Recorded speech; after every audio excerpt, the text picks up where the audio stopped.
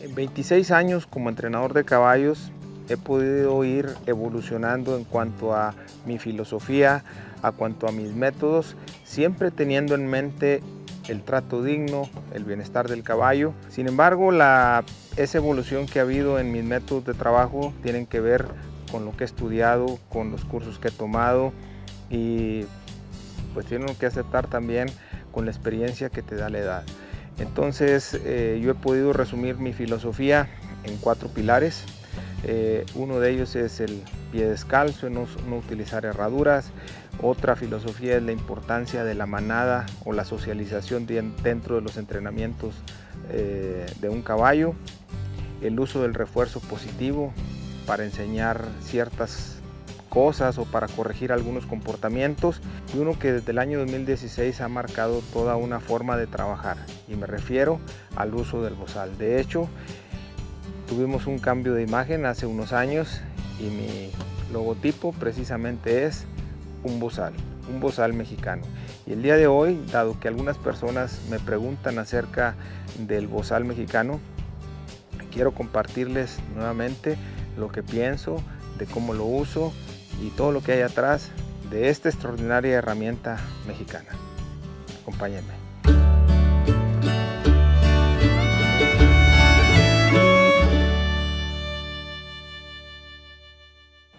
El uso del bozal mexicano como herramienta vino a nuestro país y a nuestro continente gracias a la conquista de los españoles. Por ahí se dice que pertenecía a la cultura árabe o los moros africanos que permanecieron por cerca de 700 años en la península ibérica, pero va más allá.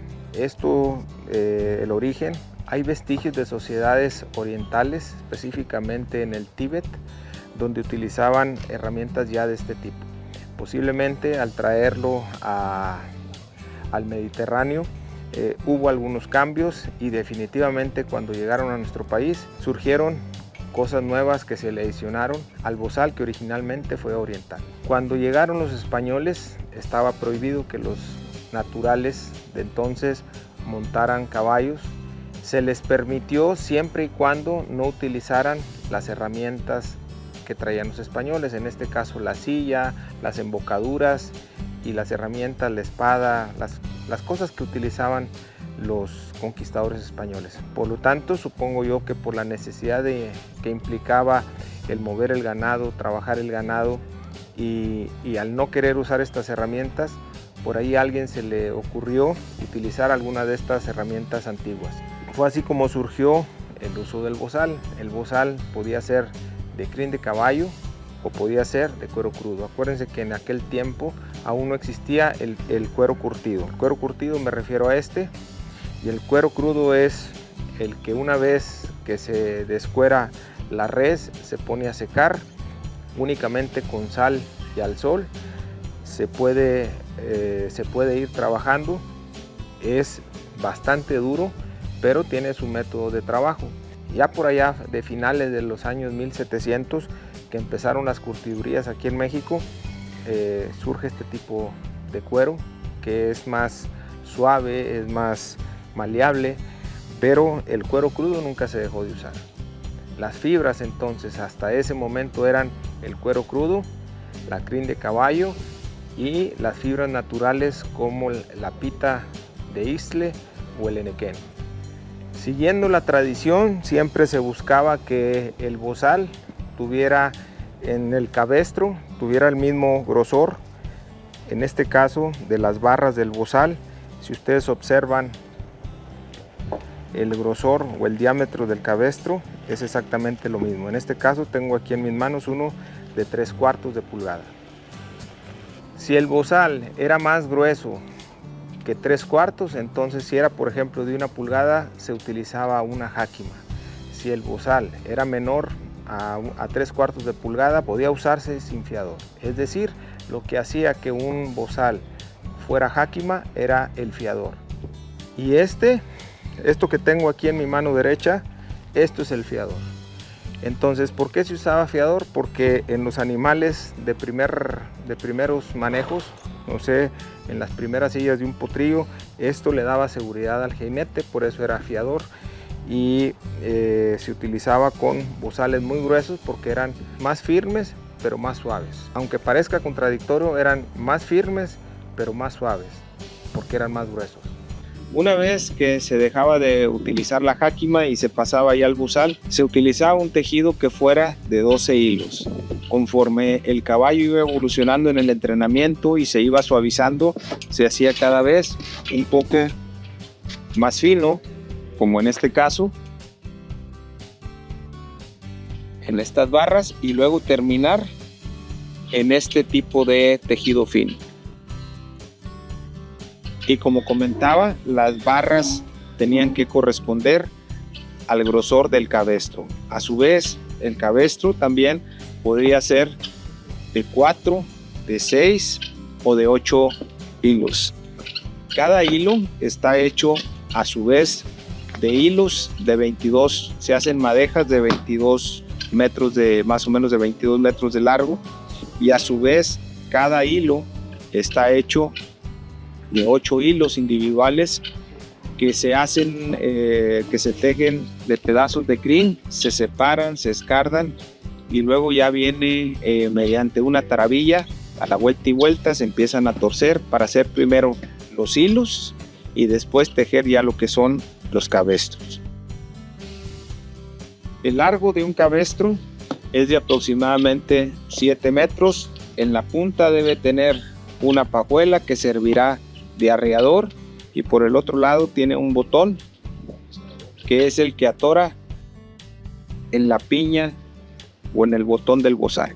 Conforme vamos avanzando en el entrenamiento, el grosor de las barras se hace más delgado y también se adelgaza el grosor o el diámetro del cabestro, y al mismo tiempo pues es mucho más liviano. Siempre se recomienda que después de que se utilice hay que desarmarlo. ¿Por qué?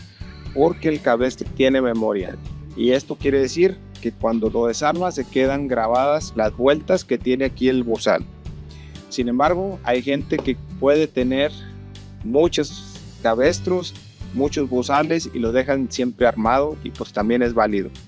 Ahora vamos a ver la manera de cómo se pone.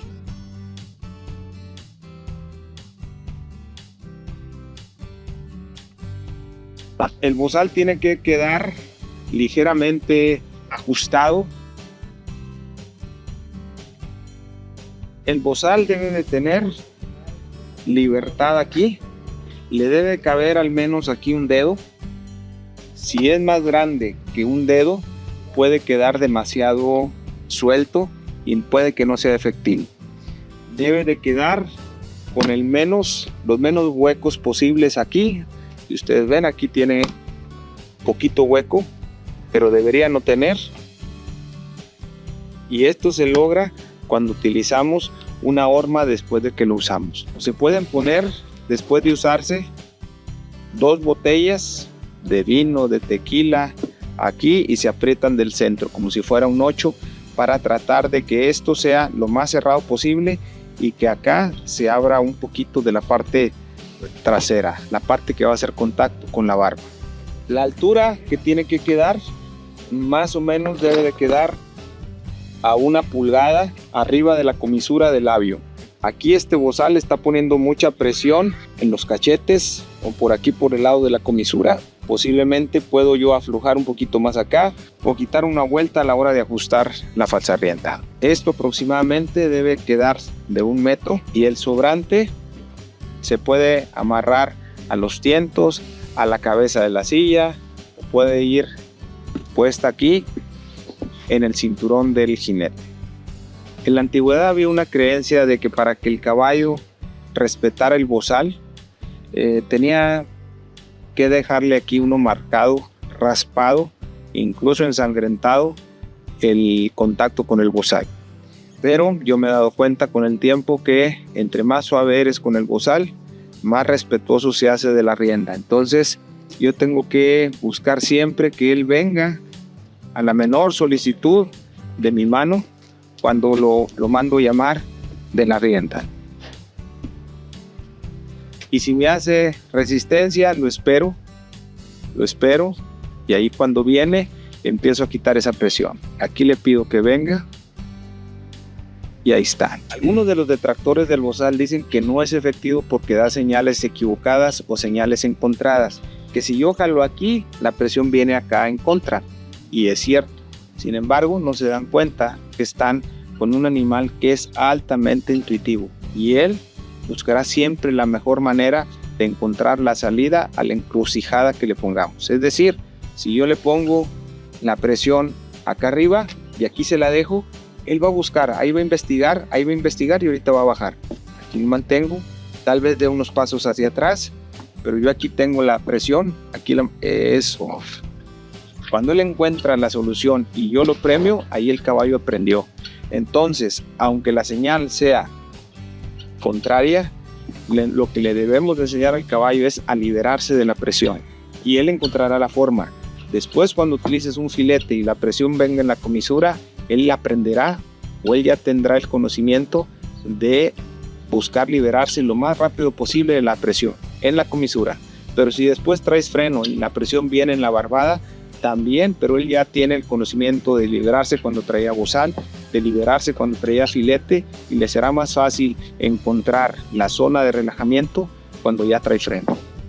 Quienes están convencidos de usar bozal tienen dos posibilidades. Una, de tener un caballo hecho, educado, arrendado, para que tolere y tenga un espectro de tolerancia amplio.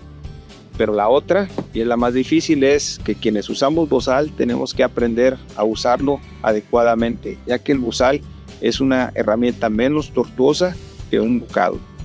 Con el bocado fácilmente podemos someter casi a cualquier caballo, y con el bozal es fácil que él se dé cuenta en qué parte nosotros somos débiles. Un caballo que pone la posición de la cabeza así, ya lo perdimos. Un caballo que mete la cabeza hacia su pecho en esta posición, también ya lo perdimos. Por lo tanto, debemos de ser muy respetuosos, muy sutiles en cada orden que damos con el bozal. Y nunca ser abusivo, porque si él se da cuenta que poniendo fuerza o resistiéndose en la nuca, en la boca o en todo el cuello, él se libera de nuestra presión, lo hará siempre a la primera vez que le exijamos algo. El bozal cada vez está más de moda en todas las disciplinas, y aquellos que me criticaban hace unos años cuando empecé a utilizar en mis caballos el bozal, pues ahora se ha tocado tener que asimilar que el mundo está cambiando y se está haciendo cada vez más consciente. Buscamos el trato digno hacia estos animales. Espero y el día de hoy haya dicho algo adicional a lo que anteriormente ustedes habían escuchado en mis videos, y quedo a sus órdenes y para cualquier batalla. Hasta la próxima.